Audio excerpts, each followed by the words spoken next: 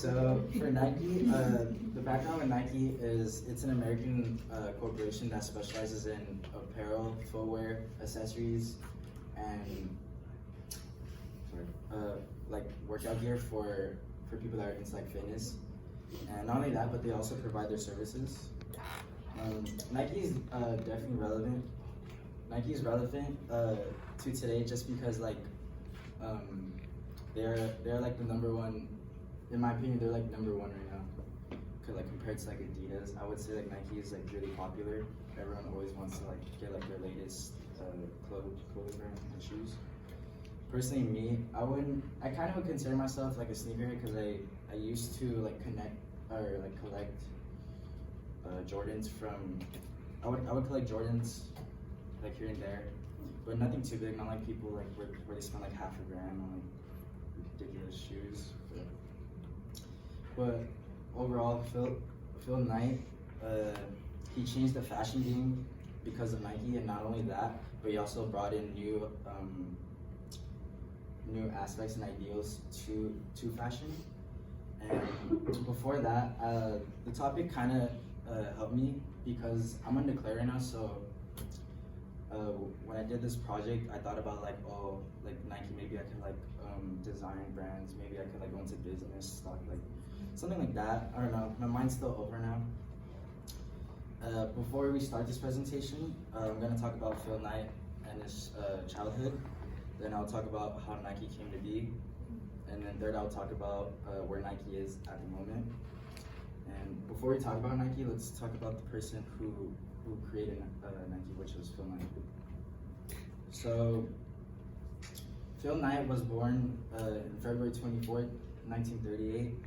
He was born in Portland, Oregon, and there he attended Cleveland High School. During his high school life, he started his track career, and then after that, he attended the University of Oregon. There he still continued his track career. When he went into University of Oregon, he had no idea what he wanted to do, and that's okay. He found like what he wanted to do because of an assignment for Stanford. Within this assignment, he had to write create like his own business, so that really like helped him like branch up like the business side. And he wrote a paper which was titled "Why Shoes Should Be Manufactured Out of Japan." And throughout this assignment, he learned that the labor is cheaper when it's not like in Japan, so it would be like more money for him. After that, after figuring out like what he wanted to be, let's talk about like how Nike is, like the background. So Nike was founded in 1964 by Bill Bowerman and Phil Knight himself. Bill Bowerman was a track and field coach for Phil Knight, so those two really like got close during his track career. And this is Bill Bowerman. So Nike wasn't originally called Nike, it was called Blue Ribbon Sports at the time, and this was one of their shops. This was actually the first shop. And 1966, that's when they opened their first retail outlet. And when 1972 came around, that's when they decided to change their name to Nike. In 1978, Nike went public, and a couple years later, 1980s, that's when they expanded and decided to collaborate with different companies. By the 21st century, Nike had already been established in at least 170 countries. So after learning about the beginning of Nike, let's see where they are now. In 2018, Nike was named the most valuable apparel brand worldwide. They brought at least $28 million. They brought at least $28 million to their company name.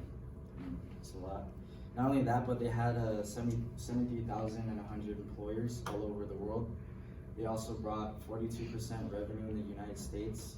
Revenue is like sales, so they brought in almost half of the sales in the United States.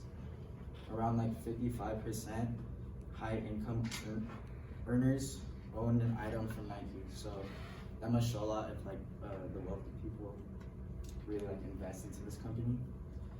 And what really assisted Nike throughout their career was the people who repped it, like who like sponsor or wear it. People like LeBron James, right there, Michael Jordan, especially Michael Jordan, just because of all the collaborations Nike and Michael Jordan did. Like right there, those shoes they're called the bread ones, and they at least start resell like $600, but it depends on the price. This one right here, this one goes a little bit more, just because they're re-releasing it. They're making a 2019 version, so it's like start from like $700.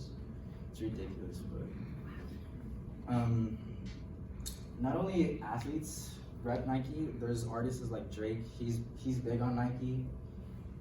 He even made his own shoe, which is the OVO 12s, and those are pretty expensive too. Overall, Nike has been a huge success to the world, and let's start off here. So first, I talked about Phil Knight, and then second, I talked about how Nike got started, and third, I talked about where Nike is. Phil Knight definitely changed the world because of Nike, and still to this day, they still release products, and people still try to keep up with them, just because we're practically like up there. And as Phil Knight once said, dream audaciously, have the courage to fail, and act with urgency.